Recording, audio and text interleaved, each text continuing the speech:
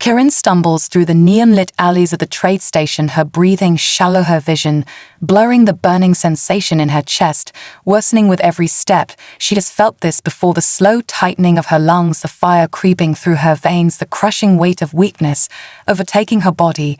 But this time it is worse. Her last dose of medicine had run out 2 cycles ago, and she knows without it she will not last much longer. Her kind, the Solari, are not built for prolonged exposure to certain atmospheric compounds found in most space stations. Their bodies require a specialized serum to counteract the effects, but the price of that serum has skyrocketed beyond her reach.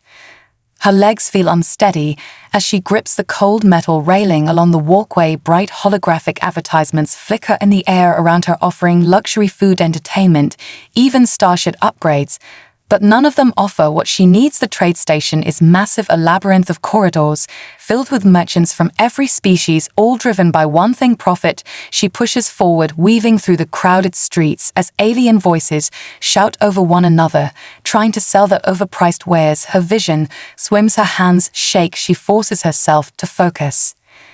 Up ahead, she sees the familiar glowing blue sign of the pharmaceutical vendor. Her heart pounds. She has been here before, begging, pleading, hoping for mercy. But the station does not run on mercy, it runs on credits.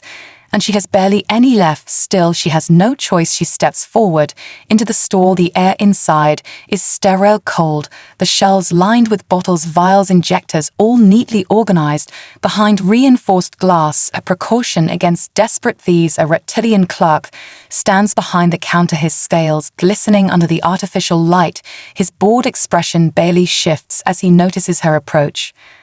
Kirin grips the edge of the counter for support. Her voice comes out weaker than she intends. "I need a dose," she says, trying to keep the desperation from showing. The clerk does not even glance at her as he taps a command into the pricing console.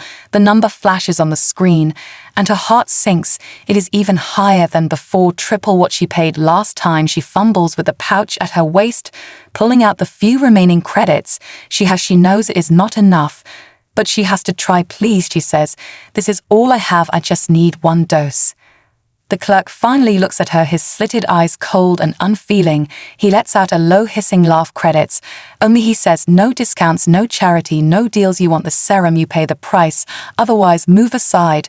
I have real customers to serve." He turns away, as if she no longer exists. Kirin's breath catches in her throat, a wave of dizziness washing over her. She grips the counter tighter, struggling to stay upright. A sharp shove from behind nearly knocks her over. Another customer, a large armored figure, pushes past her to the counter as if she is nothing more than an obstacle. Kirin stumbles back, barely catching herself. Her body feels like it is shutting down. She cannot fight it much longer. She tries to speak, to beg once more, but no one is listening. No one cares. Her chest tightens, her vision darkens, spots dancing at the edges. She feels herself slipping. And then a voice cuts through the noise, deep, steady, human. "How much for the medicine?" For a moment, she thinks she imagined it, but then she feels a presence beside her. She forces her heavy eyes to move and sees him standing there, tall, broad-shouldered, his expression unreadable beneath the dim station lights. He looks like a trader, his worn jacket marked with insignias from various colonies. A man who has seen more of the galaxy than most. The clerk glances up, his reptilian gaze narrowing, clearly annoyed. He repeats the price. The human does not react. He simply reaches into his pack, pulls something out, and places it in Kirin's trembling hands. "Take it," he says. Kirin stares at the vial in her palm, the faint blue glow of the liquid inside unmistakable. It is the very serum she needs, the same one priced beyond her reach. Her mind struggles to process what just happened. No one gives anything for free, not in a place like this. She looks up at him, searching for the trick, for the catch. But his face remains unreadable. Why she manages to whisper, her throat dry. He just shrugs. "Because you need it."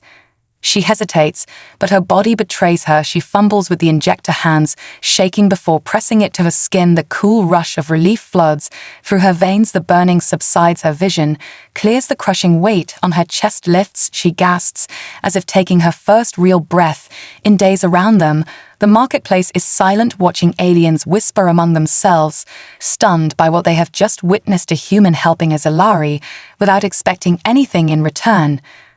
Chiron exhales slowly, her body still weak, but no longer failing. She looks up at the human, studying him warily, trying to understand what kind of person does this? Why would he help? What does he gain from it? And for the first time in a long time, she feels something strange, something unfamiliar. Hope. Chiron stands there, still gripping the empty injector in her trembling hands, the cooling relief of the medicine spreading through her system. But her mind is spinning. This human just handed her a vial of the serum without hesitation, without bargaining, without demanding anything in return. She has lived her whole life knowing that nothing comes for free, especially not in the trade station where kindness is just another currency to be exploited. Yet here he stands, unfazed by the shocked looks of the surrounding crowd, his expression calm, as if what he did was nothing at all. The reptilian clerk narrows his yellow eyes at the human, then at Chiron, his tail flicking in irritation. Credits. Only he hisses, "I don't care where you got that dose from, but if you want more, you pay like everyone else. No handouts, no exceptions. This is business." Chiron knows this well, too well. She has begged, pleaded, even worked grueling shifts just to afford a single vial before, and each time the price had climbed higher. The corporate overlords controlling the medicine knew exactly what they were doing, restricting access, raising costs, watching as the weak withered away. It was not about scarcity, it was about control, and Chiron had long since accepted that there was no fighting it. But then this human had simply handed her what she needed, as if he did not care about the rules. She looks at him, studying his face. He is older than her, not by much, but enough that experience lines the edges of his sharp features. His brown eyes scan the clerk with quiet defiance, his posture relaxed. But something about him feels dangerous, like a soldier long retired, but still carrying the instincts of war. "Who are you?" she finally manages to ask, her voice still weak, but steadier than before. The human glances at her and shrugs. "Jake," he says, like the name itself is unimportant, just a trader passing through. "A trader," she repeats the word suspiciously. No trader would waste valuable medicine on a stranger for no reason. Traders hoard supplies, they barter, they profit from scarcity, they do not simply give things away. She opens her mouth to question him further, but before she can, a sharp sound cuts through the air, the chime of an incoming message flashing red across the clerk's wrist device. He looks down, his already sour expression twisting into something worse. His gaze flicks to Chiron, then to Jake, before he steps back, tapping the screen. Chiron's stomach knots. She has seen that look before. Recognition, alarm. It means trouble. A second later, two station enforcers step into the shop, their heavy boots clanking against the metal floor, their armored suits gleaming under the neon lights. One is a towering insectoid with razor-like mandibles, the other a broad-shouldered reptilian similar to the clerk, but clad in dark blue plating. Their eyes sweep the room before locking onto Jake, then Chiron. Human, one of them growls, arms crossed over his chest. "Step away from the Zalari. This is not your concern." Jake doesn't move, his expression doesn't change. He barely acknowledges them at all, as if they are an afterthought. Chiron swallows hard. She knows better than to challenge enforcers. Their word is law on the station. She had already pushed her luck once before, begging for medicine. If she causes trouble now, she will not just be denied future doses, she will be blacklisted, entirely cut off forever. The clerk smirks, folding his arms, clearly pleased with himself. Chiron realizes what must have happened the moment Jake gave her that vial. The clerk must have reported it, flagged the transaction as suspicious, and now the enforcers were here to make sure no precedent was set. No one could be allowed to challenge the system, not even an outsider. Jake sighs, running a hand through his dark hair before finally speaking. His tone is casual, even bored. "Remind me," he says, turning slightly to face them. "What exactly is the crime here?" The insectoid enforcer's mandibles click together, exchanging a glance with his partner. "The crime is interfering with official trade regulations. Medicine is not a free resource. Unauthorized distribution disrupts economic balance. Unauthorized distribution." Chiron's jaw clenches at the phrase. They didn't care about her life or her suffering. All they cared about was their system, their profit. Jake shakes his head, chuckling softly. "You hear yourself right, a girl was dying. And I gave her medicine, and somehow that's a problem." He tilts his head, stepping closer just enough to make the enforcers shift uncomfortably. "So tell me, what exactly do you plan to do about it?" The tension in the air thickens. Chiron holds her breath, her heart pounding. The reptilian enforcer grits his teeth, lowering his voice. Listen carefully, human. We will not tell you again. Stay out of matters that do not concern your kind. This is your only warning. Jake considers this for a moment, his expression unreadable. Then he smiles, but there is no warmth behind it. He leans in just slightly and replies, "You sure you want to do this?" The enforcers hesitate. Just for a second, Chiron notices it. They know something about him, something unspoken, something that makes them wary. Her mind races. Jake is not just a trader. No ordinary human would stand his ground like this, especially not against enforcers who are used to everyone backing down. The way they are reacting tells her they recognize him, and that means he is dangerous. The silence stretches before the insectoid finally steps back, his mandibles clicking in irritation. "This is your last warning," he growls. "We will be watching." They turn without another word, stalking out of the shop, disappearing into the crowded market, leaving behind a silence that feels even heavier than before. Chiron lets out a slow, shaky breath, her hands clenched at her sides. She looks up at Jake, who is still watching the doorway, as if expecting them to return. Then he turns to her, shrugs again, like nothing just happened. "Come on, kid," he says, "let's get out of here before they change their minds." Chiron hesitates for only a second, then she follows him. Chiron follows Jake out of the shop, her legs still weak, but her mind racing. The enforcers backed down. That should not have happened.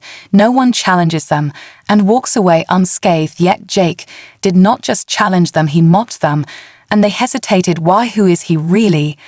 The marketplace hums with life, alien vendors shouting, customers habiting the scent of sizzling food, mixing with the metallic tang of recycled air. Chiron keeps close to Jake, watching him closely. He moves like someone who knows trouble, but does not fear it, his eyes scanning every corner, every movement, his steps relaxed, but deliberate. He is not just a trader. Traders worry about profit, not about getting into fights with station enforcers. Finally, Chiron speaks, her voice low enough that only he can hear. "Why did they back off? Who are you really?" Jake does not answer right away. He keeps walking, guiding them toward a quieter section of the station, away from the crowded main corridors. Chiron's heart pounds the further they get from the lights and the crowds, the more she realizes how much she is trusting him. She should not trust him. Humans are opportunists, everyone says, so her people have avoided them for generations. But then again, her people also let her suffer, while a human was the only one who helped. Jake stops near a supply station where cargo crates are stacked high. He leans against one, crossing his arms and looking at her for a long moment before finally answering. "Used to be military," he says simply. "Not anymore." Chiron narrows her eyes. "Military, from where the Terran fleets, the mercenary guilds, independent colonies. Humans have a dozen different militaries, some known for peacekeeping, others for destruction. She does not know which one he came from, but she can see it now, the way he moves, the way he stares down threats without flinching, the scars on his knuckles, the faint lines around his eyes. He has seen war, and now she owes him her life." She exhales, forcing herself to focus. "Listen," she says, hesitating before continuing. "Thank you for what you did back there, but this is not over. They will not just let this go. You embarrassed them, and that means they will come back for you, or worse, they will make an example out of me." Jake tilts his head, studying her. "And what exactly do you want me to do about it?" he asks. Chiron clenches her fists. She does not like being in this position, being the weak one, the one who needs help. But she cannot pretend anymore. The medicine's price keeps rising. The enforcers keep cracking down. And now she has painted a target on her back. The next time she runs out, she will not survive. "I need a way out," she admits before she can stop herself, her voice barely above a whisper. "I cannot afford to stay here, but I do not have credits, no ship, no way to leave." Jake watches her for a long moment, his expression unreadable. Then he sighs, rubbing a hand over his face. "You really know how to make things complicated, don't you?" Chiron frowns. "I did not ask for your help back there." Jake smirks. "Yeah, well, I didn't ask to be a babysitter, but here we are." She bristles at the word, but before she can snap back, he pushes off the crate, stretching his arms. "Fine, kid, you need out. I might know a guy, but nothing is free, not even from me." Chiron tenses. So this is the catch. This is where he demands payment. She does not have fine, she says, crossing her arms. "What do you want?" Jake grins, nothing too bad, just a little favor, and trust me, you are going to like it. Kira narrows her eyes at Jake. The station hums around them, neon lights flickering overhead, the distant sounds of merchants haggling, enforcers patrolling, and ships docking echo through the corridors. She knows better than to trust a deal made in the shadows. But she also knows she has no choice. She crossed a line today, and now there is no going back. What kind of favor, she asks, crossing her arms. Jake leans against a crate, his expression unreadable. Nothing too bad, he says, like he is trying to convince her as much as himself. Just need an extra set of hands for a supply run. Karen scoffs. If it was just a supply run, he would not need her. She knows traders, smugglers, thieves, everyone in the station operates on half-truths and hidden motives. What are you really running? She presses, arms still crossed. Jake's grin doesn't fade, but there is a sharpness behind it now. Smart girl, he mutters, then lowers his voice. Listen, you are right. It is not just supplies, medicine, food, basic necessities, things the station hoards, and jacks up the prices on. People here are suffering, Karen, people like you, and I am not the only one who sees it. Her stomach twists at his words because she knows they are true. Every cycle the prices climb higher. Every week more people collapse in the alleys, just like she almost did, and no one does anything about it. Who else is involved, she asks carefully. Jake exhales, looking around before meeting her gaze. Let's just say some of us don't like how things are run here. We help where we can, but supplies don't just appear out of thin air. They need to be moved carefully, quietly. And I could use someone who knows these back alleys better than the enforcers do. Karen stares at him. This is not just smuggling, this is rebellion. He is talking about going against the station's rules, against the very people who control her access to the medicine she needs. This is dangerous, reckless, possibly suicidal, and yet she does not hesitate. When she finally speaks, her voice is steady. I am in. Jake studies her for a long moment, then nods. Good, we leave in 1 hour. Meet me at docking bay 16. Don't be late. He turns to leave, but Karen grabs his arm, forcing him to stop. Not yet, she says. What happens after this? What if the enforcers come for me again? Jake holds her gaze. Something flickers in his eyes, something she cannot quite place. Then you won't be here when they do, he says flatly. And then he is gone, disappearing into the crowded market, leaving Karen standing there, her heart pounding. She has no idea what she just signed up for, but one thing is certain: she is not going back to the way things were before, no matter the cost. Karen moves through the dim corridors of the station, her pulse steady, but her mind racing. The deal is made, there is no turning back. She should be afraid, but she is not. Fear is something she has lived with for too long. It has become part of the air she breathes, part of the way she walks, head down, shoulders tense, waiting for the next time someone decides her life is worth less than the credits in their pocket. But tonight is different. Tonight, she is doing something she has never done before. She is taking control.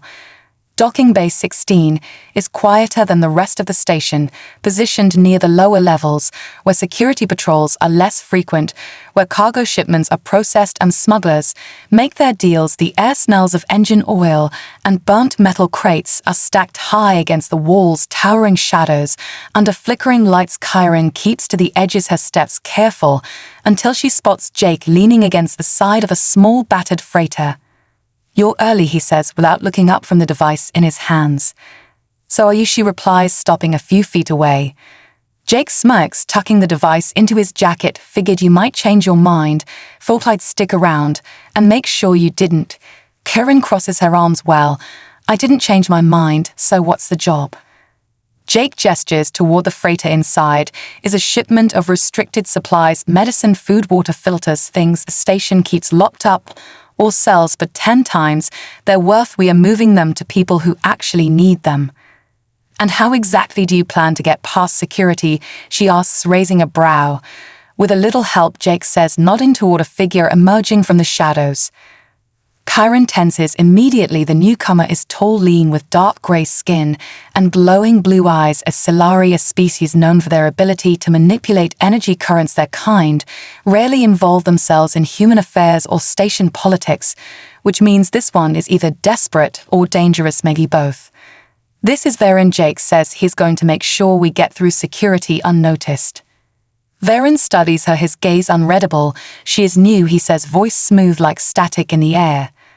"Yeah," Jake replies, but she knows the station better than anyone. Varen doesn't look convinced, but he doesn't argue either. Instead, he steps past them, pressing a hand against the side of the freighter. Blue light pulses from his fingertips, spreading like veins across the metal hull. After a moment, he steps back. "Done. Ship's signature is masked for now. We have 20 minutes before the system resets." "Then we better move," Jake says, climbing into the freighter. Karen follows, her mind racing as the reality of what they are doing settles in. This is not just a simple supply run, this is defiance. This is war in its smallest form, a war against greed, against control, against the ones who decided people like her did not deserve to live. As the freighter hums to life, she exhales slowly, watching the station lights blur past. The cargo hold is full, crates of medicine packed tightly together, more than she has ever seen in her life, more than she ever imagined having access to. She grips the edge of one, running her fingers over the cold surface. For the first time in a long time, she feels something that is not fear or desperation. She feels possibility. She feels like maybe, just maybe, things can change. The freighter moves smoothly through the docking lanes, its masked signature allowing it to slip past routine scans. Karen sits near the crates, her fingers tapping against the metal floor, her heart steady, but her mind restless. She has never been part of something this big before. Stealing a vial of medicine, begging for scraps, finding ways to survive, those were small acts of defiance. This is something else entirely. Jake sits in the pilot's seat, his eyes flicking between the controls and the station's security grid displayed on a flickering screen. Varen stands near the entrance, arms crossed, his glowing blue eyes half closed, like he is listening to something Karen does not understand. "We are clear for now," Jake mutters, "but we need to move fast. The drop point is in Sector 8. Tunnels are unstable, so we unload quick and get out before anyone notices." Karen frowns. Sector 8 is one of the most dangerous parts of the station, deep in the lower levels, where the air filters barely work and the lights flicker like dying embers. It is where the forgotten go, those who cannot afford clean air, clean water, medicine. It is a place she has avoided as much as possible, because those who go too deep often do not come back. "Why there?" she asks, voice quiet. "Because no one else will go," Jake replies, simply, his tone flat. The words hit her harder than she expects, because she knows he is right. The station does not care about those in the lower levels. They are not profitable, they are not valuable.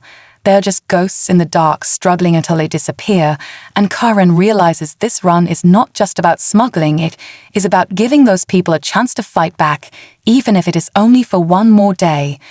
The freighter shudders as Jake brings it lower, weaving through the rusted skeletal remains of old docking bays, long abandoned. Varen presses a hand against the wall, his glowing fingers pulsing. Ship's signature is flickering. "We have 5 minutes before the station grid picks us up." Jake swears under his breath, adjusting the controls. "All right, kid," he says, turning to Karen. "Time to earn your place. Open the side hatch and get ready to offload." Karen nods, moving quickly. She presses the panel, and the hatch hisses open. Stale air rushes in, carrying the scent of rust and decay below them. The lower levels stretch like a maze of metal and shadows. A group of figures emerge from the darkness, their faces hidden by scarves and masks, their eyes wary but determined. Karen grabs the first crate, her arms straining under the weight. She passes it down to the waiting hands below. They move fast, working in silence, the urgency clear. Jake and Varen help, shifting the supplies with practiced efficiency. Karen does not know who these people are, but she can see it in their movements, in their eyes. They are not just desperate, they are ready to fight. 3 minutes, Varen warns, his voice calm but firm. Karen moves faster, sweat beading on her forehead. The last crate slides down into waiting hands, and she slams the hatch shut. Jake is already at the controls, lifting the freighter just as a distant alarm blares through the tunnels. They have been seen. "Hold on," Jake shouts as the freighter lurches upward, engines roaring. Karen grips the nearest rail, her heart pounding as the ship twists through the narrow tunnels. Varen presses his hands against the walls, blue light flickering as he interferes with the station's tracking systems.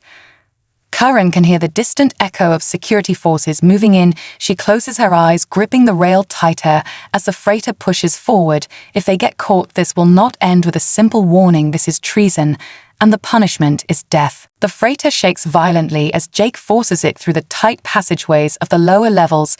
Karen's grip tightens on the rail, her breath shallow, as the ship tilts hard to the left. Metal, groaning under the strain behind her. Varen stands perfectly still, his glowing fingers pressed against the wall, energy pulsing around his hands. Station grid is closing in on us, he says, voice calm. Despite the chaos, I can hold them off, but not for long.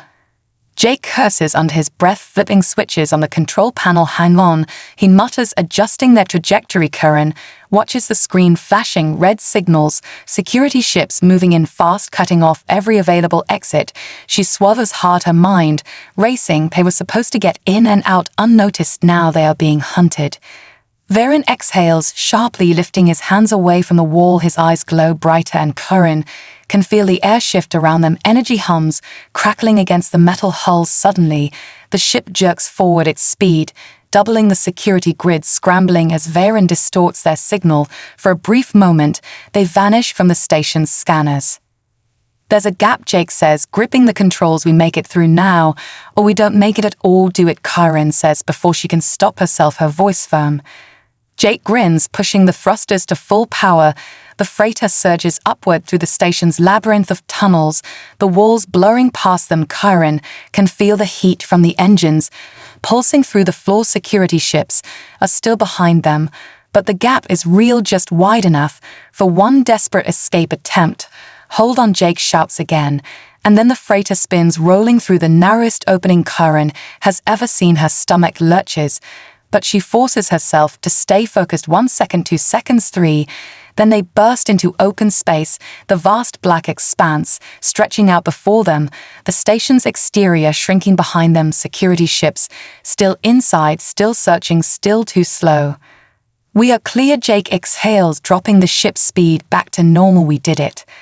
Karen lets out a breath. She did not realize she was holding her hands, shaking slightly. She looks at Jake, then Varen, who slowly lowers his hands, his glowing eyes dimming slightly.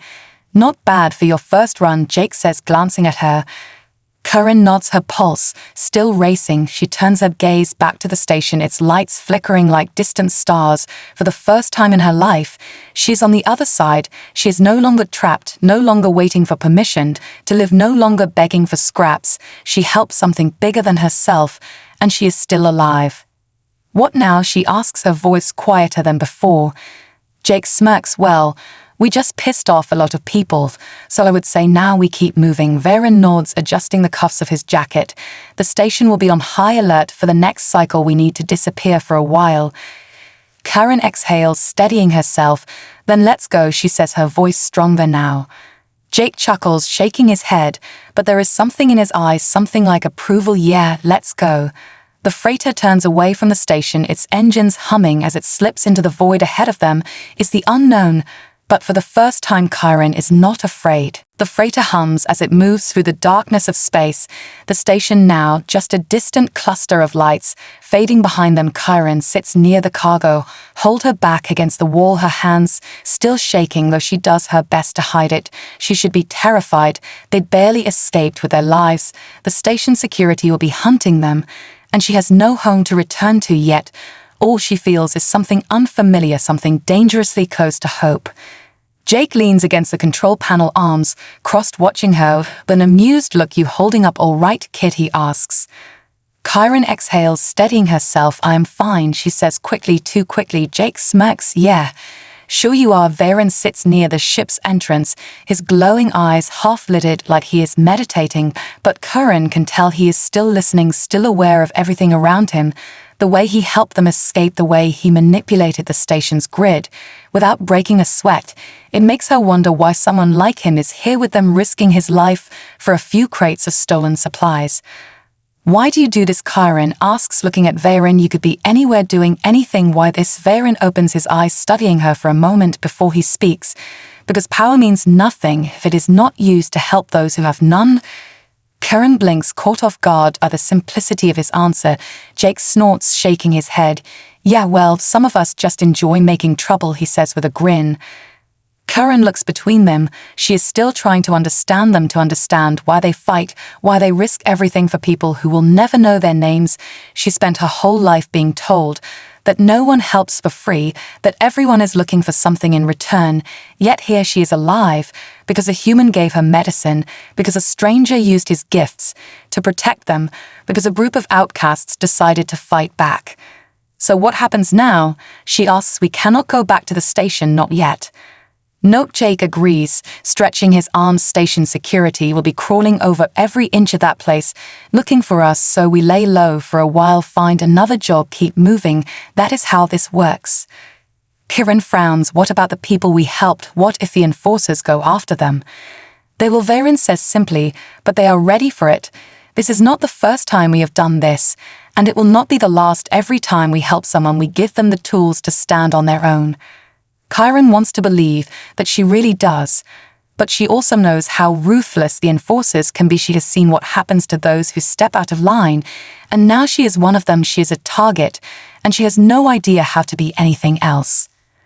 Jake must see the doubt on her face because he sighs, pushing himself off the control panel. Look, kid, he says, you made a choice back there. You could have walked away, but you didn't. That means something. You are not just trying to survive anymore.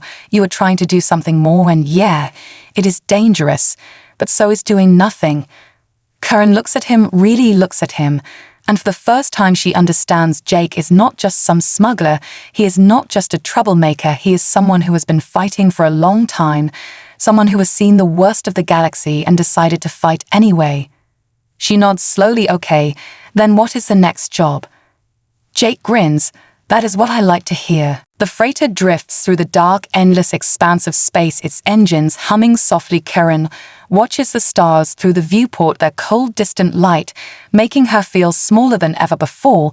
But for the first time in her life, small does not mean powerless. Small does not mean forgotten. It means she is part of something bigger, something vast and full of possibilities.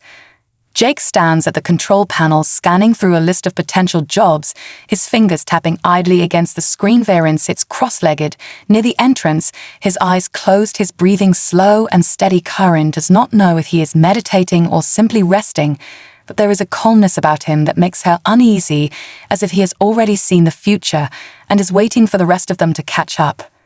Found something, Jake mutters, his voice breaking the silence. Karen straightens. What is it? Supply run, Jake says. Not for the station though. Colony out in the outer rim, short on medical equipment. Their last shipment got intercepted by raiders. No one is willing to risk the run. Raiders, Karen repeats, frowning. You mean actual pirates? Yeah, Jake says with a smirk. Not the station enforcers, not corrupt merchants, real criminals. They will not just fine you and take your goods, they will gut you and leave your body floating in the void. Karen swallows hard, but does not look away. So what is the plan? Jake leans back, crossing his arms. Well, that depends. You. And Karen hesitates for only a moment, then nods. I am in. Varen opens his glowing blue eyes, watching her for a long moment. Then he nods as well. Good, then we go. Jake grins, hitting a few buttons on the console, setting the course. Engines flare to life beneath them. The ship surges forward, cutting through the vast emptiness, heading toward another fight, another risk, another chance to make a difference.